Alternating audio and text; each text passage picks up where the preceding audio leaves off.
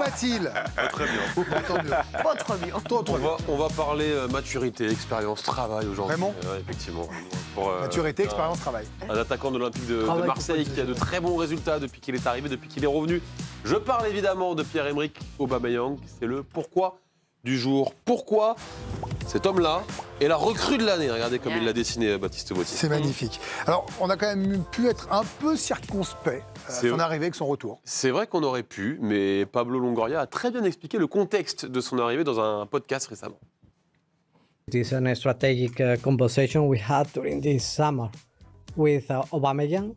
It's a question.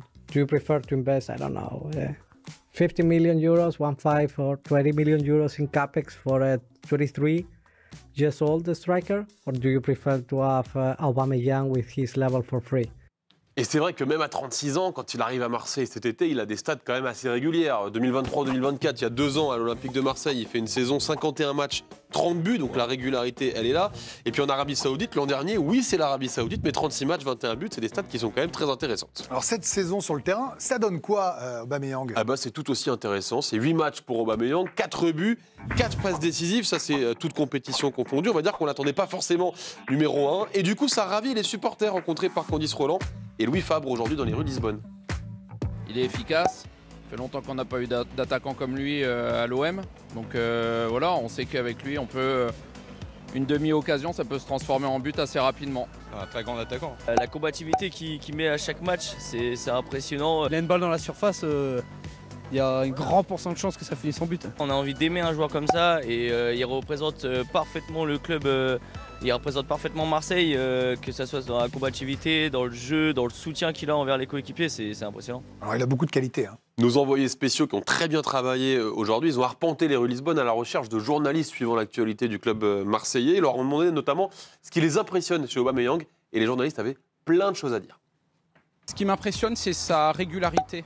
Parce que Aubameyang, en fait, j'ai l'impression que depuis qu'il est né, il ne fait que de marquer.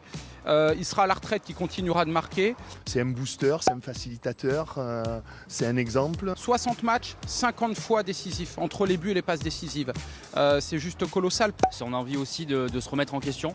Il aurait pu rester tranquille en Arabie Saoudite, prendre son salaire confortable.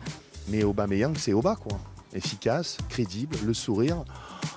Waouh, c'est un bonbon, quoi. C'est un bonbon. Et son coach aussi, il est impressionné. Roberto De Zerbi, lui aussi, il a les mêmes compliments à faire sur Pierre-Emerick Aubameyang. C'est un véritable champion, un joueur différent. Je le découvre encore plus fort que je ne l'imaginais sans l'avoir entraîné. Je pensais que c'était seulement un grand buteur, mais en réalité, c'est un joueur complet, intelligent, prêt à travailler pour l'équipe. Il peut donner des passes décisives, accélérer le jeu. Physiquement, il est très fort. C'est un champion. On a eu le coach, on a eu les supporters. Il ne manque plus que l'avis du partenaire.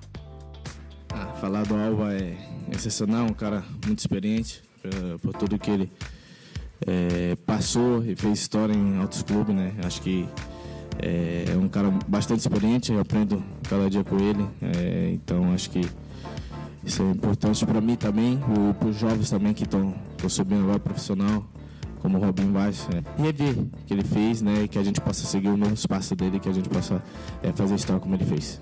Alors sa carrière est aussi inspirante pour ses coéquipiers. Oui, on a entendu parler de Robinho Vaz. Écoutez justement ce que disait dans le même podcast Pablo Longoria sur le jeune attaquant de l'OM. Robinho Vaz is performing right now because he feels stable, maybe for having Aubameyang who is taking all the pressure, and Guiri, that last season he was very good, and right now he's playing well for us. You know, he's taking out all the pressure for the kid.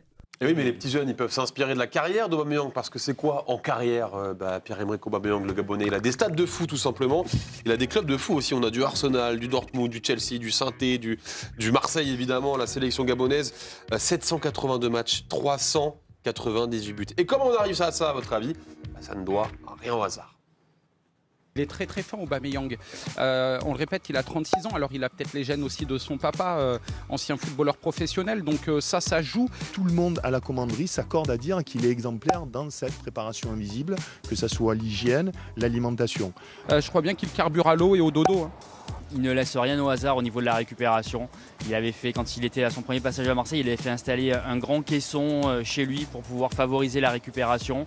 Évidemment, sur le terrain, tout ça, ça sert et ça compte. Et oui, parce que l'OM n'est pas le club le plus expérimenté en termes de matchs en Coupe d'Europe, en Ligue des Champions d'abord. Alors c'est pas le premier, c'est Benjamin Pavard qui est premier, mais on voit qu'il a 40 matchs et on voit que très vite on descend. Hein. Timothée Weah, le 5e, il a que 16 matchs par exemple. Mais ce qui est fou, c'est quand on regarde toute Coupe d'Europe confondue, alors là il a un nombre de matchs assez ahurissant, Pierre-Emerick Aubameyang, c'est 102 matchs dans toute sa carrière, c'est quasiment le double du deuxième, Benjamin Pavard. Donc ça c'est pour le terrain, mais il n'y a pas que le terrain, justement, en dehors, Aubameyang, il apporte également depuis qu'il est arrivé à l'OM. Monsieur Sourire, monsieur j'ai pas de problème, titulaire, remplaçant, je marque, je cours, je fais les efforts. What else? Ce rôle de grand frère, ce sourire aussi, c'est un homme qui a la banane. Il apporte aussi sa joie de vivre, sa gaieté, on le voit.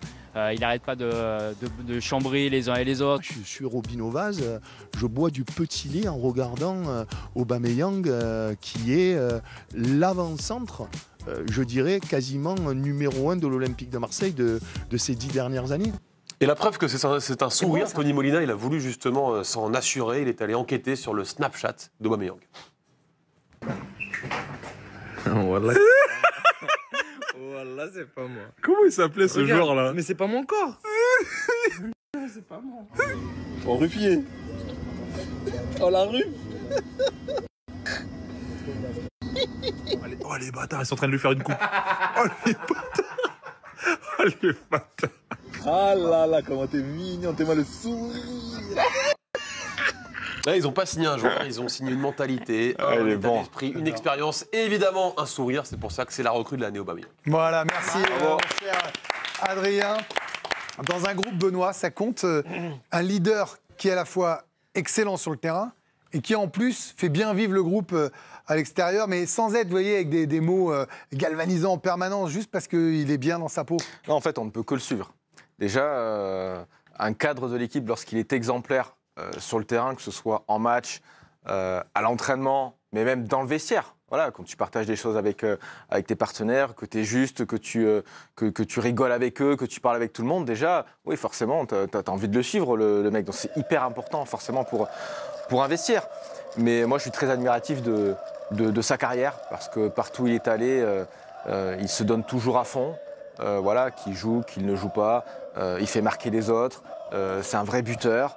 Il aurait pu rester en Arabie Saoudite, empiler les millions, et puis non, il est revenu pour le challenge sportif, on ne peut pas dire le contraire. Donc moi je suis assez admiratif de lui. Dave, c'est vrai que quand il est revenu, on s'est dit, tiens, après tout, il peut servir peut-être un peu de guide. Est-ce que vous vous attendiez à ce qu'il soit aussi bon, là, sur 3 mois de compète, mais aussi performant? On est toujours plus intelligent après, mais moi je ne croyais pas du tout à une telle réussite de Aubameyang. Je le dis très sincèrement. Et c'est là que tu t'aperçois que ces mecs-là ont un truc en plus. C'est un vrai champion. Tu fais pas cette carrière effectivement sans avoir. Mais j'étais parti sur le fait que à cet âge-là, passage en Arabie Saoudite, où effectivement il y a toujours un petit peu des complications sur le plan athlétique, on le voit avec certains joueurs parfois. Tu pouvais avoir ce doute, moi je l'avais, je me disais tiens, est-ce que c'est vraiment une bonne idée revenir dans le club où ça a marché? L'explication de Longoria est bonne, hein. Oui, franchement, le coup du podcast, c'est bluffant. Bien sûr, et c'est très rationnel, parce qu'après lui, il a le tableau global. Moi, je suis vraiment bluffé, je ne l'attendais pas à ce niveau-là. Certains avaient l'air d'être confiants avant, moi je ne l'étais pas. Et franchement, ce qu'il fait, parce qu'il y a effectivement sur le terrain son efficacité, il y a comment il te fait grandir les autres et il te les amène, et puis manifestement, dans ce groupe-là, il incarne quelque chose, il diffuse quelque chose. C'est aussi ça, c'est comment dire, les statistiques non visibles, quoi. Ça, c'est les gains qui te propose un groupe. Bravo à lui, parce que moi j'y croyais pas. Mais limite, sur son efficacité, il est peut-être meilleur que sur son premier passage à l'Olympique de Marseille. Alors qu'on n'est qu'au début de la saison, mais quand on regarde un petit peu les statistiques, il était décisif toutes les 105 minutes. Désormais, décisif cette saison, depuis qu'il est retourné à Marseille, toutes les 84 minutes de jeu. Et l'efficacité, c'est là où elle est dingue, c'est que finalement, regardez, là il tire en moyenne 2 fois par match, là où il tirait 4 fois. C'est-à-dire que l'efficacité est là, et on disait il donne plus de ballons à ses partenaires, c'est Benoît qui disait ça, il crée plus d'occasions également à ses coéquipiers, d'où ses 4 buts, ses 4 passes décisives. Exactement, donc limite il est pour l'instant meilleur que son premier passage à l'OM sur ses temps de passage. Alors vraiment, elle est pour vous la question. Est-ce que c'est le 9 titulaire de l'Olympique de Marseille?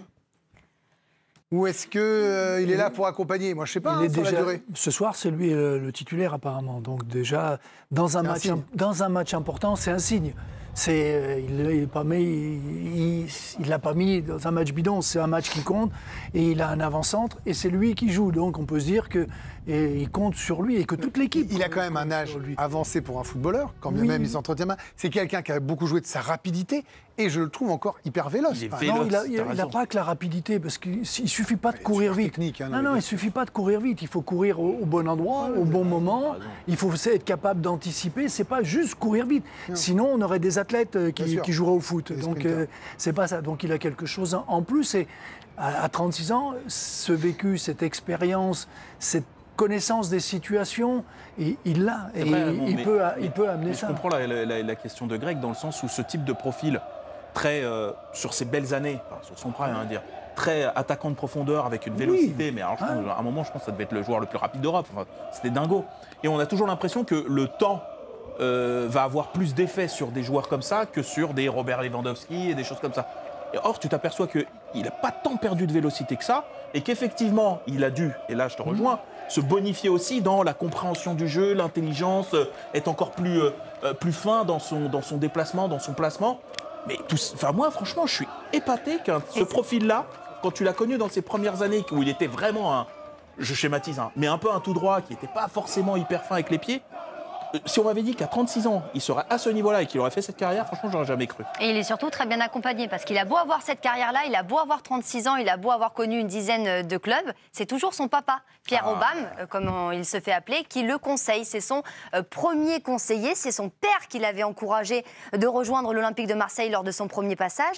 Il rêvait de voir son fils marqué au Vélodrome. Bon, il a été gâté depuis, il a pu goûter à cette ambiance. C'est lui aussi qui a lancé la carrière de son fils à l'AC Milan.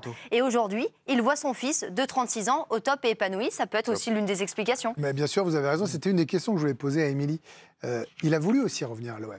Il aurait pu rester, prendre encore plus de pépettes en Arabie Saoudite.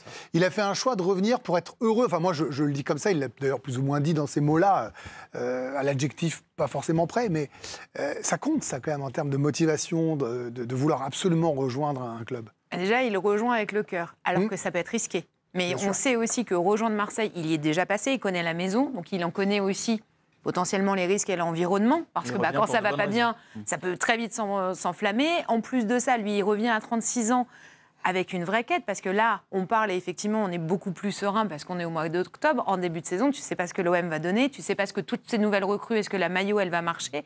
En plus de ça, tu rajoutes, entre guillemets, un joueur de 36 piges, et en fait, c'est OK. Et on voit que même l'ambiance dans les vestiaires, il est là, sur le terrain, moi je le trouve à la fois plein de caractère et plein d'humilité. Enfin, il a une sorte de dualité, etc. Et le fait qu'il revienne avec le cœur pour les supporters, pour moi, c'est ce qu'on attend vraiment. Et en l'occurrence, que ça marche avec des joueurs qui sont peut-être plus performants, ou en tout cas plus jeunes, etc. Enfin, je suis vraiment tableau parfait, quoi. Ouais, je suis impressionnée par son retour, et surtout dans ce club-là. Respect, monsieur, quoi.